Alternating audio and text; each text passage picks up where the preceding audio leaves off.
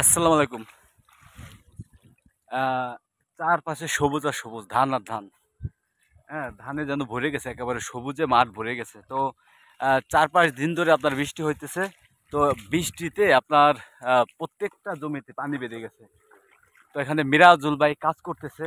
আমি তার সাথে কথা বলবো যে সে কি করতেছে এবং যে কাজটা করতেছে তাতে এই মানে ধানের উপকারটা কি হবে। ভাই আসসালামু আলাইকুম। ওয়ালাইকুম আসসালাম। ভাই কেমন আছেন? ভালো ভাই। তো এখন কি করতেছেন? ধান দিতেছি, জমিতে বেশি মানুষ তো ভাই হ্যাঁ, রেতে পারেনি, এখন সুবিধা হয়েছে তাই দিতেছি। আপনার কয়েকদিন আগেও তো বৃষ্টির আগে এই জমি তো শুয়ে গেছিল না? হ্যাঁ তো এই বৃষ্টিটা, এই যে 3-4 দিনের বৃষ্টিতে মানে ধানের জন্য অনেক উপকার হয়েছে, হ্যাঁ, তাই তো? মেলা মেলা উপকার হয়েছে। আচ্ছা, তো ধানের বয়সটা কতদিন? ধানের বয়স মনে করেন 20-22 দিন। 20-22 দিন। এই ধানটা ওঠে হলো কত কত দিনে? 3 মাসে 3 নাকি? মাস। 3 মাসে। তো এখন থেকে তো আর কয়েকদিন পরই আপনার ধান ধরে যাবে না? হ্যাঁ, ধান ধরে করে আসবে, পরে বাইল বেরোবে। বাইলে বেরোবে। এগুলো হচ্ছে আপনার ঘাস, এগুলো হচ্ছে ঘাস। এগুলো আপনার এই যে যদি থাকে আপনার ঘাসে, আপনার ধানের যে পরিমাণ পুষ্টি দরকার হয় তার একটা ভাগ আপনার এই ঘাসে নিয়ে যাবে। হ্যাঁ, তো এইভাবে আপনার এই যে টাইনে টান দিলে ভারী মজা উঠাইতে। এই যে টান দিলে উঠে যায়, টান দিলে উঠে যায়। এবার উঠে উঠে আপনার ভুট করে রাখতেছে ওই যে ওই জায়গায়। ভাই নিরানোর পরে তারপরে কি আপনার সার দিতে হবে? ভাই সার দেবো। সার না?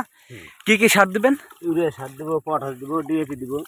Urea, potash, DAP. ইউরিয়ার কাজটা হচ্ছে আপনার ধান কালো হয়। কালো করা, হুম। আর ডিআইপি মানে সব মিলিয়ে ধানের উপকারী হবে আর হ্যাঁ, কি। সব দিতে হবে। আচ্ছা, ধানে তো প্রত্যেকটা জমিতে আমরা পানি দেখতেছি, পানি বেড়ে গেছে। তো আর যদি বৃষ্টি না হয় ধান হয়ে যাবে। ধান হয়ে যাবে না?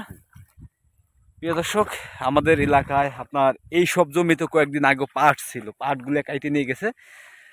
পাট নেওয়া দেওয়া প্রায় শেষ পর্যায়ে। ভাই পাট নেওয়া দেওয়া কি শেষ? ভাই শেষের পর ভাই মনে করেন যে আছে অল্প। অল্প না? হুম। পাটের দাম কেমন এবার? পাটের দাম আছে 3400-3500। মানে এরম থাকলে কি কৃষক পয়সা থাকতে পারবে। বাইসে থাকতে পারে না?